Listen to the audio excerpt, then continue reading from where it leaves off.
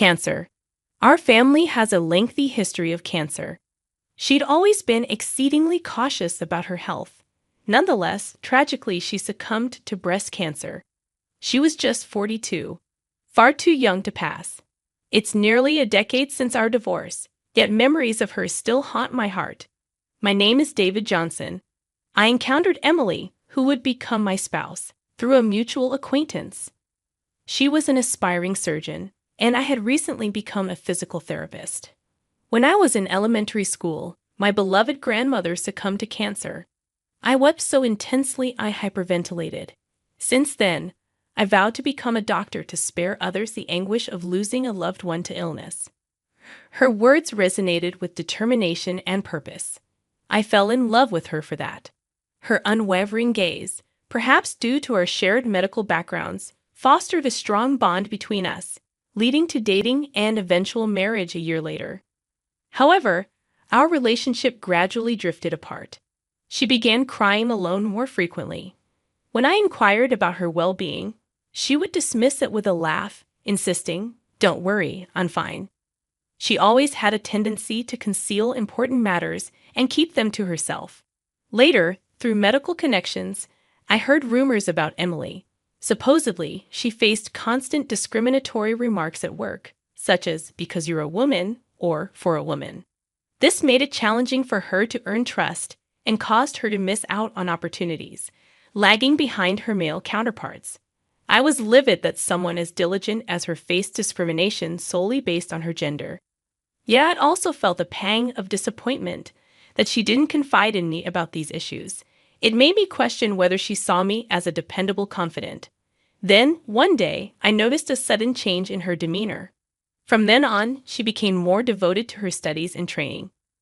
Whenever she had spare time, she'd be at a nearby cafe, buried in her textbooks until closing time. I admired her stoic attitude and respected her for it. However, as the time we spent together dwindled, I began to feel lonely. The reason why she studied outside was that she couldn't concentrate at home. I understood her reasoning, yet it made me feel somewhat like a nuisance, which annoyed me a bit. Gradually, our feelings for each other became misaligned, and eventually, I suggested maybe it's better if we go our separate ways. She solemnly agreed with that. Finally, we divorced. However, over these 10 years, Emily and I weren't completely out of touch. Since our workplaces were close, we occasionally ran into each other downtown or in our neighborhood. "How's work going lately?" "Well, not bad. I've slowly started to perform surgeries myself." "Wow, that's impressive." Since our divorce was amicable, we would stop and chat whenever we met. Yet, about 3 years after our divorce, I transferred to a different hospital. I made sure to inform her about it over the phone. "Good luck. I'll be doing my best too. Hopefully, we'll both be successful in the future." "You'll definitely make it. See you." With that, I ended the call. Later, while working at the new hospital, I met a woman named Karen. She was my patient, and we fell in love and eventually got remarried. This time, I'm determined to make it work. I thought I started a new chapter in my life. I wondered whether I should tell Emily about that. We were even strangers, so I was under no obligation. But as a casual update, I decided to give her a call. "Hey, it's been a long time. What's up?" Emily sounded genuinely happy to hear from me. We made light conversation, and it seemed she had been recognized as a potential ace at the hospital, thanks to all her hard work. "Despite being a woman, I've seen how hard you've worked, Emily. I always believed you could do it. Really hearing you say that means a lot to me. Thanks, David." Hearing my name after so long brought back memories, but I'd started down a different path. Actually, I'm getting married. For a moment, it felt like time stood still for her. However, she quickly responded with, "Oh, really? Wow, congratulations," making me think maybe I was just imagining things. "Wait, is that what you called to tell me? You don't have to worry about me. You're not planning on inviting me to the wedding, are you?" "No, that would be too much." "Just kidding." "Okay, having said what I needed to, well, that's all I wanted to say." "Okay, thanks for letting me know, David. I hope you're happy with that." She hung up. It's been over 5 years since I've had any contact with her. That call was our last conversation. When I arrived at Emily's viewing, I was surprised by the sheer number of people coming and going. I saw Emily's cousin and greeted him. "Hi, David. Long time no see. You look well." His name is Alex. He was the one who informed me of Emily's passing. "You seem well too, but this is quite a crowd." "Most of them are from the hospital where Emily worked." "Work? Many patients came as well." "Patients too. Yes. So many people were saved by her surgeries. I can't believe someone so amazing was part of our family. I'm really proud." Alex's tears made me feel a lump in my throat. Emily had lived up to her word, wanting to save many people. It's clear she was respected and acknowledged for her efforts as a surgeon by so many. But I wished Emily had taken better care of herself too. It must have been tough fighting the disease for over 6 years. I turned to Alex in surprise. 6 years? The last time I spoke to Emily was 5 years ago. That means she was already battling breast cancer then. Why didn't she tell me? I felt a rush of anger towards her, but I caught myself quickly. At that time, I called to tell her about my upcoming marriage. Perhaps she thought that telling her ex-husband about her cancer would only burden me as I was starting a new chapter. In a way, by announcing my marriage, I distanced myself from her while she faced her fears alone. What a cruel thing I have done. As I offered a flower at her altar, I apologized, regretting my actions. That day, "I'm sorry, Emily, for not realizing sooner." I gave a slight nod to her parents, who were still in tears, struggling to come to terms with their loss. Emily was a great person who saved many lives. But to them, she was their irreplaceable daughter.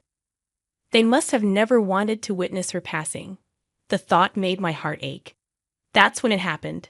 "David, do you have a moment right now?" Alex tapped me on the shoulder. "Yes, sure. What's up?" "Actually, there's someone who wants to meet you. Could you come with me?" "Someone wants to meet me. Who is it?" He gestured towards a man. "The gentleman right there. He's Emily's current husband." Hearing that, I was taken aback. Her husband faced me and greeted politely, saying, "Pleased to meet you. I'm Raymond." He seemed significantly older. From our conversation, I learned he was the deputy director at the hospital where Emily worked. So she had remarried a highly experienced doctor. However, as her ex-husband, meeting Raymond in that context felt oddly uncomfortable. "I'm sorry to take your time. Actually, I have something important I'd like to discuss with you." Raymond and Emily had been planning to open their own hospital. I remember her once saying, "I'd love to build a hospital someday, though I know it's a long shot." I never imagined they were close to making that dream a reality. Her determination never ceased to amaze me. We married 2 years ago. Despite her battle with cancer, she continued to perform surgeries, facing each patient with dedication. I was drawn to her relentless spirit. I knew her prognosis wasn't good, but I wanted to marry her, hoping for the best. Even as a doctor, we wanted to open our hospital together. Raymond wiped away his tears with a handkerchief. He expressed regret that they were so close to realizing their dream, yet it remained unfulfilled.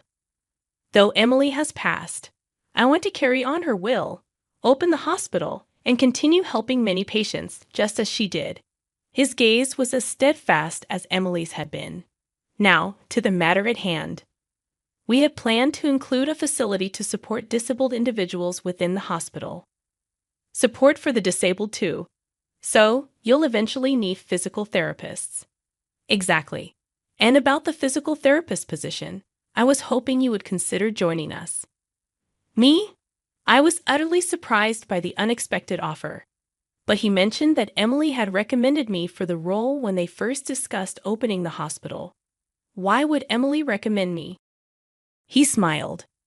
She always spoke highly of you, praising your ability to empathize with patients and motivate them with your words.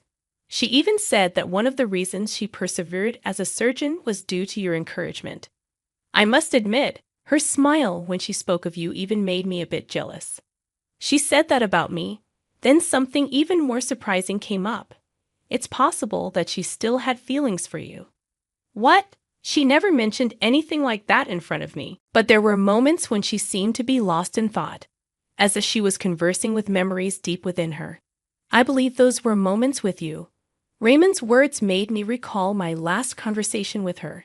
Indeed, there was an awkward pause when I informed her of my marriage. To think she still had feelings for me was a shock. I never stopped caring about Emily either. Even when I proposed our divorce, I still loved her. But that love was precisely why we had to part ways. She had a profound conviction, the conviction to save lives as a doctor. I didn't want to stand in the way of that. As a fledgling physical therapist, I had my convictions too. I thought I had no regrets about our decision, yet tears now freely flowed down my cheeks. Raymond gently placed his hand on my shoulder. Emily might have been saddened by our separation, but she never regretted her path as a doctor. Instead, she was grateful for your support, which enabled her to strive forward. I loved her, including the moments she shared with you. I'm sorry I'm speculating. She always hid the most important things after all. I responded with a laugh. Really? He assured me there was still time to think it over before parting ways. When I discussed that with my current wife, Karen, she seemed to see right through me. You want to work there, don't you? You've talked about Emily so often. Feeling guilty for my insensitivity, I started to apologize, but she smiled. It's okay. It's not about holding on to the past. You always spoke of Emily with such respect. I understand. Raymond's feelings. Normally, one might be hesitant to work with their spouse's ex, but Raymond accepted her suggestion willingly. She must have respected you deeply, believing you were the right person for this. Your relationship with Emily goes beyond just being ex-spouses, and both Raymond and I believe that. So, follow your heart. Closing my eyes, I reflected on Karen's words. Emily was indeed someone very special to me. It's true. I'm grateful to both Raymond and Karen for understanding that. Years later, I find myself working as a physical therapist at the facility Raymond built in Emily's memory. The hospital is equipped with the latest technology to ensure comprehensive care for cancer patients. It can be called a testament to Emily's legacy. I'm committed to carrying on her will, aspiring to help as many people as she had hoped to.